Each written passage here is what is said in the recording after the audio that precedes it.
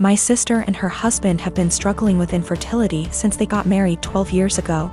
They've tried absolutely everything, from medical to spiritual, but unfortunately, nothing works. Now that she's approaching late 30s, they're starting to look into adoption, but it's also been a slow going. Since their financial condition isn't exactly stable from multiple rounds of fertility treatments they went through. I can only imagine the struggle, and I sympathize with her. But the stress this situation is bringing her and her husband honestly puts a strain on our relationship. My husband and I lost our best friends, Mason and his wife, Kate, 2 weeks ago in a horrible car accident. They left behind their son Pete, who isn't even 2 yet. It was so sudden and so heart-wrenching. We're still grieving, which lowers out contact with a lot of people, including my sister and Bil. Our main concern right now is ourselves and Pete, whose custody has come to us because we're both his godparents. Actively engaged in Pete's life since his birth. And because Mason and Kate have neither left a will nor have immediate living relatives who can take him in. We've decided to adopt Pete as soon as we can stomach the process. My husband and I never planned on having kids, and even if we did, this is absolutely not the way we want to go about it. The situation is far from ideal, but we're starting the adoption process yesterday, for Pete's safety if nothing else. We broke the news to our extended families and friends, letting them know that my husband and I won't be very available for a little longer because of this. I know my sister and brother-in-law will have something to say about this. I'm prepared for a few heated text messages or voicemails. However, I didn't expect them to turn up on our doorstep, crying about how unfair it is that we were given everything they wanted, and how we didn't deserve to be parents because we didn't go through what they had to. I've never seen my husband so angry before. He's usually very mild and gentle, but recent events have stretched our patience to the limits. We kicked them off of our porch, and I told my sister before she left that since our pain inconveniences her so much, I won't have her around me and my family at all anymore. I know she made a fuss about it, and now everyone has something to say to us. We turned off our phones, so we don't know which ones are cursing us and which one aren't.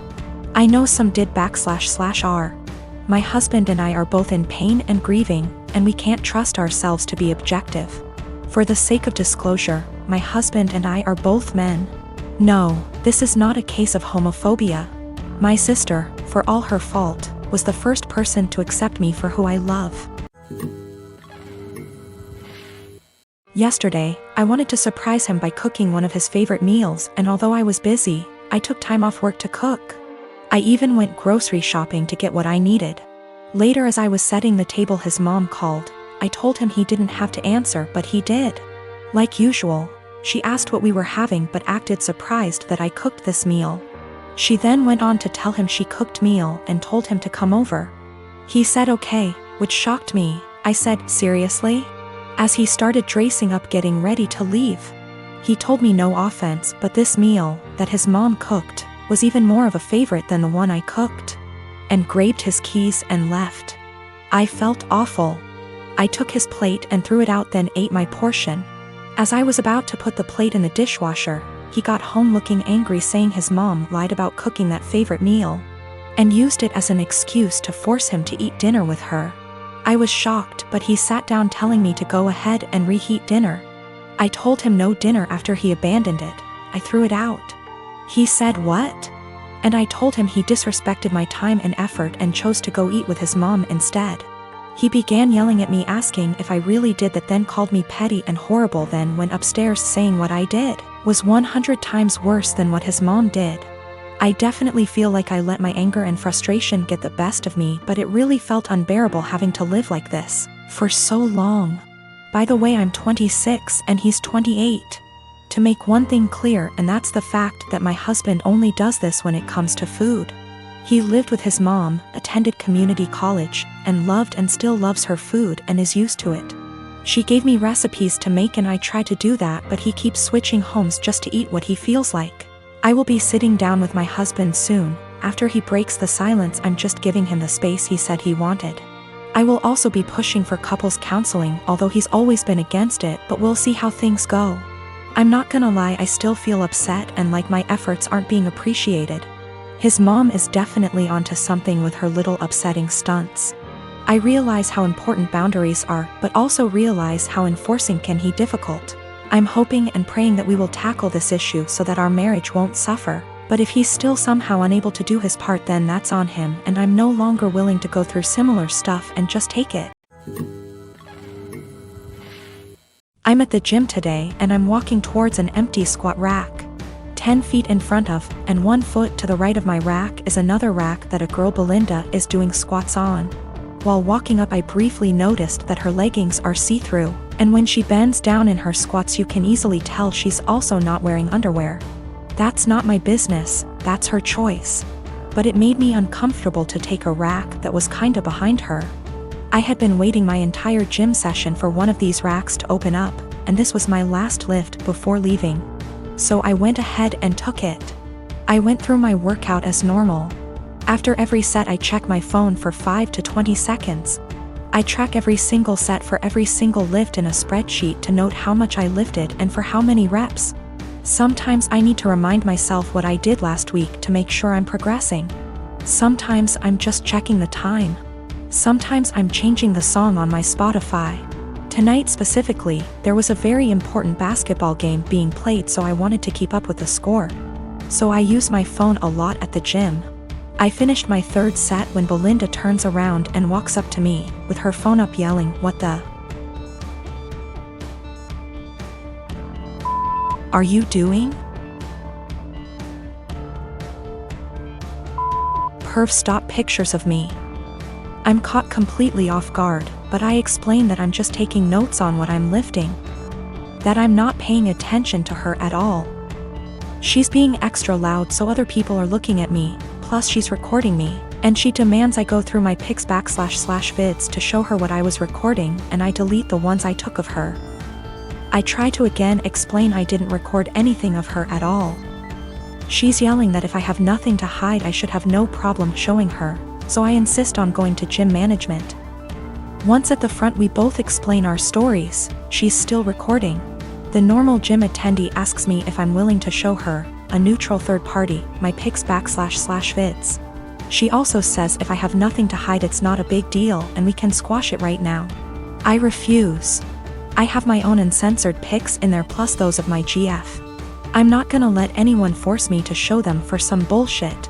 I do show her my spreadsheet which shows it's been revised over 15 times in the past 50 minutes. So that proves what I was using my phone for. That was received well, but they still expected me to prove my innocence. I told them they need to review the cameras. Apparently only the manager has access to them, so I was told he'd call me before the end of the night, in about an hour. My GF tells me I should have just let them look at my phone because she doesn't mind and it would have cleared this all up. But I mind. I get that someone wouldn't want someone taking pics of them. But violating my privacy to prove I wasn't taking pics of you crosses a line for me. Just talked to the manager. He checked the footage. He couldn't see what was on my screen in the footage. But he said it looks like I had my phone pointed towards the ground right in front of me the whole time. In his opinion, not high enough to even take a pic of her, and never angled in her direction. Apparently I was gonna get banned from the gym if the cameras didn't absolve me. And also I'm not the first person that has been accused by Brenda, but she legit had a creeper before. I am a high school math teacher, and we were creating a schedule for next year and divvying up workloads. I noticed I got almost 50% of the test creation and had 2 plannings missing from my schedule next year, for every one for the other 6 women in my department. There are 8 of us. My department head assigned herself nothing as she is managing and needs every prep. But that's another quibble. I am not the newest and in fact have seniority some of these women, but I'm also not the most experienced, so it's not like these are struggling new teachers who need help. So, I asked why it was divided this way. I was told, well, Ms. Millie is pregnant and the rest of us have families. If you have to stay late, it's no big deal. I can go to my principal and deal with it that way. What they've done actually breaks the union contract. But I really was offended by this. I tried to explain my offense, and they literally stared at me gobsmacked. I actually want to know how to discuss this with them. These are all women who I have previously gotten along with and liked. When the last one, Ms. Millie, got pregnant this year, there have been some conflicts, she is in my grade level. And they made me take on some of her work basically because she had some complications. This I did, but I think planning for me to do more is very different than an emergent health issue. As well as some uncomfortable situations for me, having to participate and buy stuff for her baby shower. When I'm not really into those things, but I did so to not cause waves.